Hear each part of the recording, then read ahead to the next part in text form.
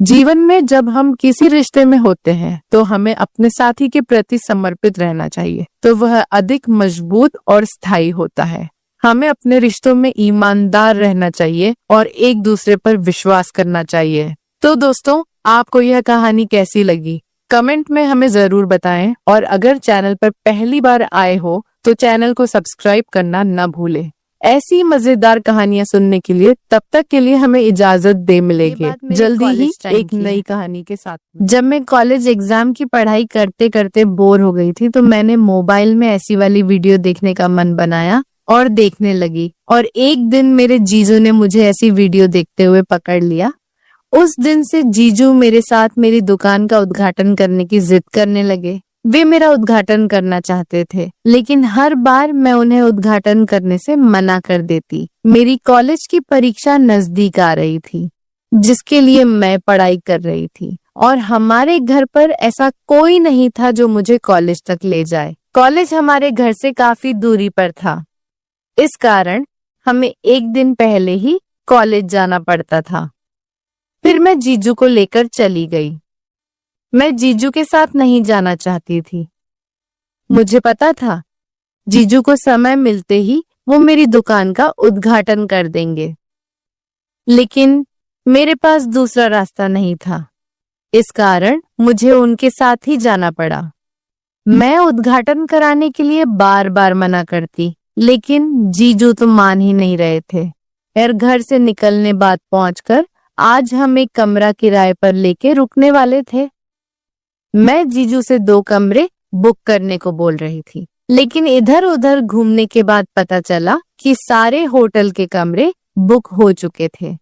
फिर मैंने और जीजू ने एक ही कमरा ले लिया, और कमरे में जाते ही जीजू ने कहा, अब डिनर करके आराम करते हैं। और फिर करीब रात के 11 बजे जीजू ने मुझे बोला, दोस्तों, अपने बारे में आपको बताना तो भूल ही गई थी। ये कहानी मेरे और मेरी दीदी और जीजू की है। मेरा नाम मीनाक्षी है। मैं अभी 21 साल की हूँ। अभी तक मेरा कॉलेज खत्म नहीं हुआ था। मैं मेडिकल नर्सिंग की पढ़ाई कर रही हूँ। हमारे परिवार में हम 4 लोग थे, लेकिन अब हम 3 ही रहते थे, क्योंकि मेरी दीदी की 7 महीने पहले ही शादी हो गई थी। हमारे घर में मैं सबसे खूबसूरत थी। मेरी दीदी मुझसे थोड़ी काली थी।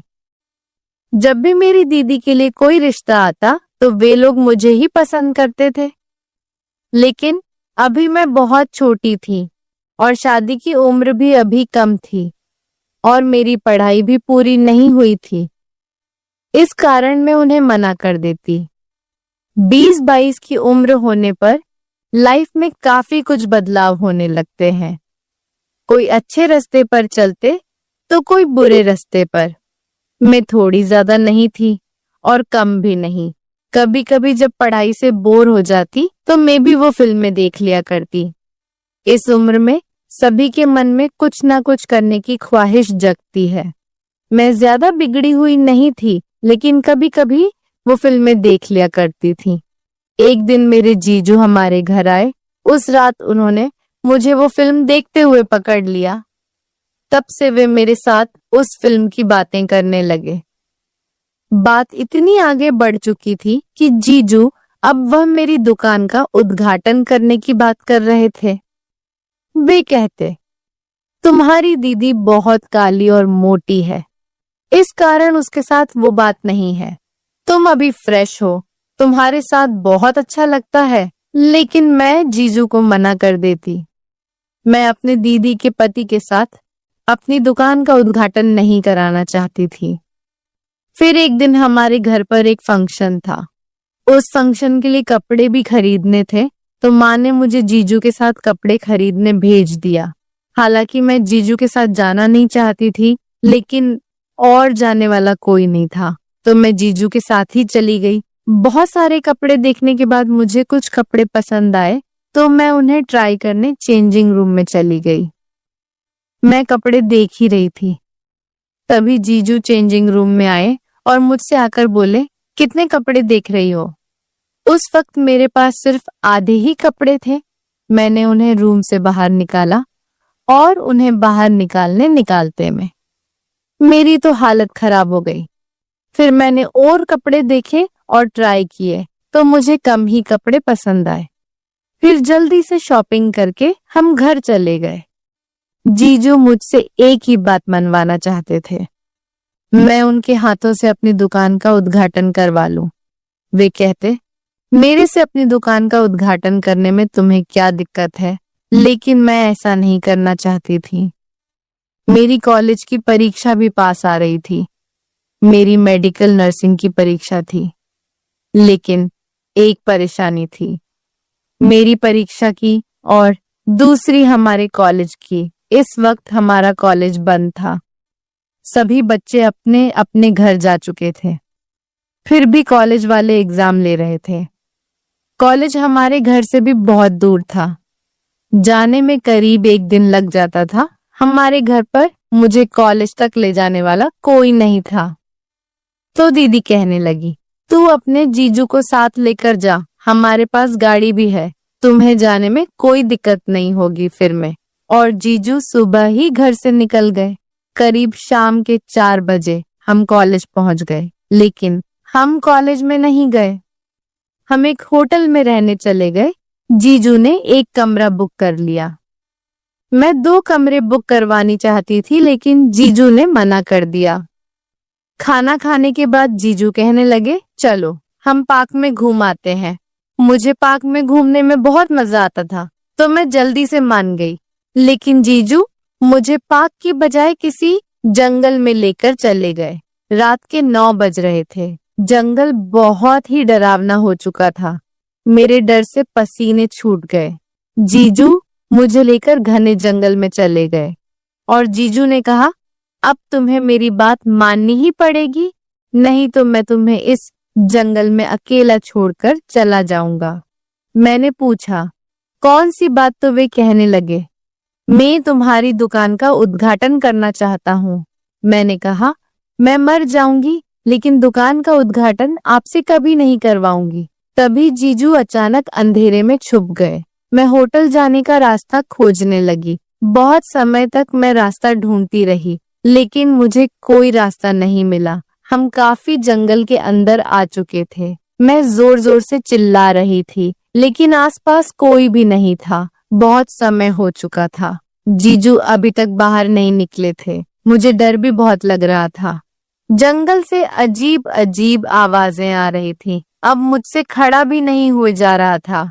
अब मेरे पास एक ही रास्ता बचा था। जीजू की शर्त मानने के अलावा मेरे पास कोई रास्ता नहीं था। अगर मैं उनकी शर्त नहीं मानती तो कल का एग्जाम मैं नहीं दे पाती। मैंने जीजू से कहा, मैं आपसे दुकान का उद्घाटन कराना चाहती हूँ। आप उद्घाटन कर लेना, पर अभी के लिए प्लीज आप बाहर आ जाओ, मुझे बहुत डर लग रहा है। मेरी बात सुनते ही जीजू बाहर आ गए। फिर हम होटल चले गए। होटल के कमरे में जाते ही जीजू मेरे साथ दुकान के उद्घाटन वाली बातें करने लगे और बोले, दुकान का उद्घाटन कैसे करें? उन्होंने लगभग मेरी दुकान का सारा सामान उतार दिया था।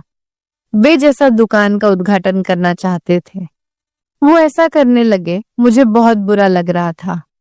आज तक मैंने ऐसा उद्घाटन कभी भी नहीं कराया था। कुछ देर बाद निकलने लगा। मुझे मजा तो आ रहा था दुकान का उद्घाटन कराने में, लेकिन उतना नहीं जितना मैं अपनी मर्जी से मान जाती। उद्घाटन करने के लिए फिर जीजू मेरे साथ उद्घाटन के बहुत समय तक मजा लेते रहे। मेरी दुकान के उद्घाटन में कटे केक को पूरा निचोड़ लिया था। अब मैं उनसे रुकने की बात कर रही थी, लेकिन जीजू रुकने का नाम ही नहीं ले रहे थे। तभी मैंने उन्हें दीदी की कसम दे दी तो वे रुक गए। अभी रात के 2 बज रहे थे तो मैं सो गई। सुबह जल्दी उठकर मैंने कुछ पढ़ाई की और नहाकर फ्रेश होकर फिर मैं एग्जाम देने चली गई। एग्जाम खत्म करके मैं जीजू के साथ घर आ गई। उस दिन से मैं जीजू के साथ किसी भी जगह पर नहीं गई, क्योंकि वह मुझे एक तो जंगल में अकेले छोड़ दिया था और दुकान का उद्घाटन भी बहुत अच्छा नहीं किया। जैसे मैं चाहती थी, अब मैंने जीजू से दूरियां बना ली। जीजू बहुत बुरे इंसान थे, मुझे आज पता चला। तो दोस्तों, ये थी आज की कहानी। आपकी क्या राय है इस पर हमें कमेंट में जरूर बताएं। अगर आपको हमारी वीडियो अच्छी लगी हो तो आप चैनल को सब्सक्राइब करना ना भूलें। मिलते हैं कल एक और नई कहानी के साथ। और अगर आपको कहानी सही में पसंद आई तो दोस्तों के साथ शेयर जरूर करें और मुझे इजाजत दे।